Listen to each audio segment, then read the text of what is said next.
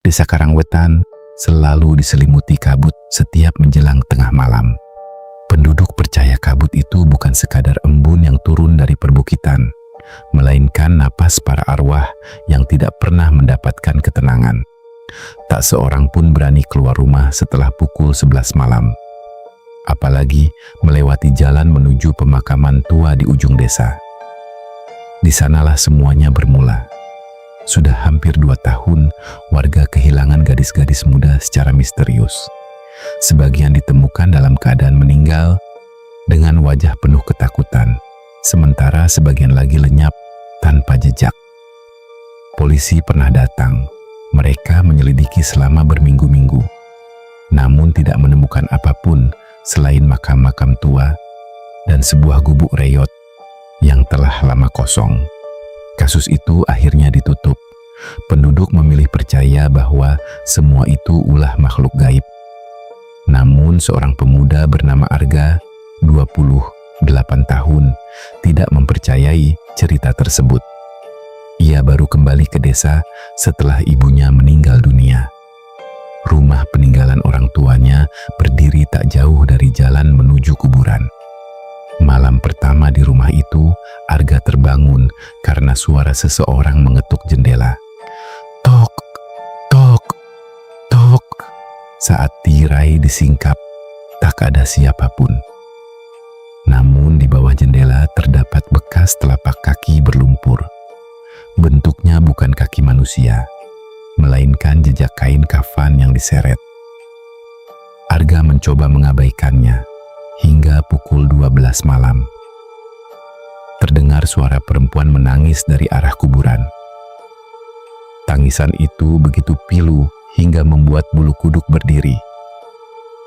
Ia mengambil senter, keluar rumah, dan mengikuti suara tersebut. Semakin dekat ke kuburan, udara berubah sangat dingin. Kabut menebal, senter berkedip-kedip. Lalu, bruk, Arga tersandung batu nisan. Saat berdiri kembali, di depannya ada sosok pocong. Tubuhnya dibalut kain kafan berwarna hitam pekat. Bukan putih, hitam. Kainnya tampak basah oleh cairan merah kehitaman. Matanya menyala merah, mulutnya robek hingga ke telinga. Pocong itu tidak melompat, melainkan melayang perlahan. Arga membeku, makhluk itu menoleh. Lalu terdengar suara serak. Aku belum selesai. Seketika senter mati. Saat menyala kembali, pocong itu sudah menghilang. Namun dari kejauhan terdengar suara tertawa laki-laki tua. Keesokan harinya, Arga menemui kepala desa. Ia menceritakan apa yang dialaminya. Wajah kepala desa langsung pucat. Jangan pernah mencari tahu soal pocong hitam itu. Kenapa? Itu bukan sekadar hantu. Itu kutukan. Menurut cerita lama, dahulu tinggal seorang dukun bernama Ki Sabrang. Di depan warga, ia dikenal sebagai orang pintar. Bisa menyembuhkan penyakit, mencari jodoh, menggandakan uang. Namun di balik semua itu, ia menyimpan kebiasaan yang sangat menjijikan. Setiap ada perempuan yang datang meminta bantuan, ia memberi minuman yang telah dicampur ramuan. Korban akan kehilangan kesadaran, lalu diperlakukan dengan sangat keji. Tak seorang pun berani melapor, karena semua takut santet. Suatu malam, seorang gadis bernama Ratih datang meminta kesembuhan untuk ibunya. Ratih tidak pernah pulang. 3 hari kemudian, jasadnya ditemukan di dalam hutan. Namun, tubuhnya tidak dikuburkan secara layak. Ki Sabrang diam-diam mengambil jasad Ratih. Ia melakukan ritual ilmu hitam. Konon, mayat Ratih dijadikan tumbal agar ilmu hitamnya semakin kuat. Namun ritual gagal. Petir menyambar makam. Api hitam keluar dari tanah. Tubuh Ratih bangkit menjadi pocong hitam. Bukan untuk membalas dendam kepada warga, melainkan kepada Ki Sabrang. Namun, sebelum sempat membunuh sang dukun, Ki Sabrang menghilang, tak pernah ditemukan. Sejak saat itu, pocong hitam terus bergentayangan. Mencari seseorang, Arga merasa kisah itu tidak masuk akal. Ia memutuskan menyelidiki gubuk tua dekat kuburan. Di dalamnya masih terdapat altar ritual, tengkorak kambing, lilin hitam, boneka jerami, dan puluhan foto perempuan. Semuanya sudah menguning. Namun ada satu foto yang baru, foto seorang gadis desa yang hilang bulan lalu. Di belakang foto tertulis, calon tumbal ke-67. Arga merinding. Berarti pelaku belum mati. Tiba-tiba terdengar suara pintu ditutup keras. Brak, ruangan menjadi gelap. Dari balik altar, muncul seorang lelaki tua berjubah hitam. Rambutnya panjang, kulitnya penuh luka, matanya putih seluruhnya. Akhirnya ada tamu. Arga mundur. "Siapa kau?" Lelaki itu tersenyum. "Aku Ki Sabrang." Tubuh Arga langsung lemas. Bukankah semua orang bilang Ki Sabrang telah menghilang puluhan tahun lalu? Ki Sabrang tertawa. "Orang sepertiku tidak mudah mati." Ia ternyata mempertahankan hidup dengan ritual ilmu hitam. Setiap beberapa tahun, ia membutuhkan korban baru. Ki Sabrang mencoba menangkap Arga. Namun sebelum berhasil, terdengar suara jeritan menggelegar.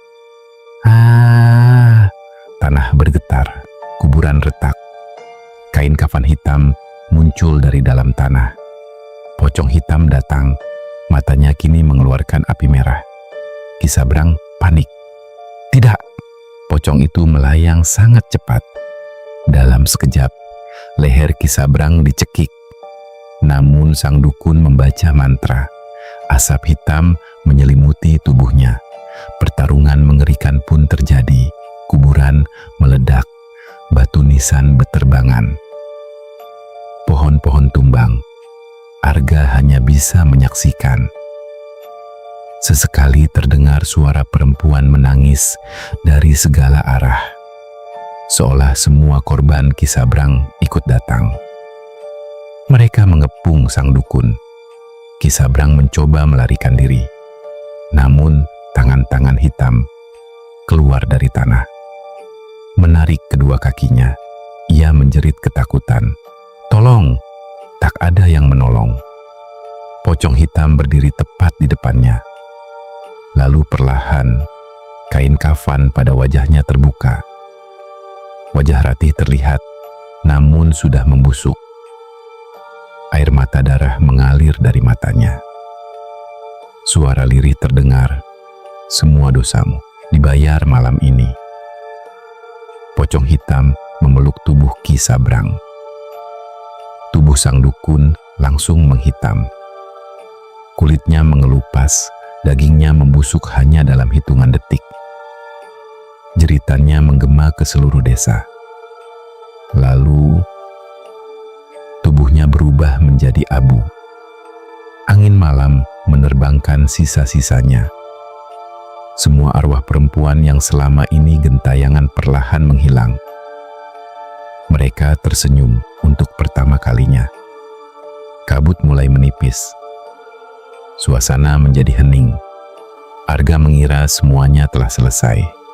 Namun saat hendak pulang, ia melihat satu makam baru. Di batu nisannya tertulis, "Ki Sabrang." Padahal beberapa menit sebelumnya, makam itu belum ada. Arga mendekat. Tiba-tiba tanah bergerak. Muncul suara dari bawah makam. "Aku belum selesai." Retakan memenuhi permukaan tanah. Tangan berbalut kain kafan hitam perlahan keluar. Arga berlari sekencang-kencangnya menuju desa tanpa pernah menoleh lagi.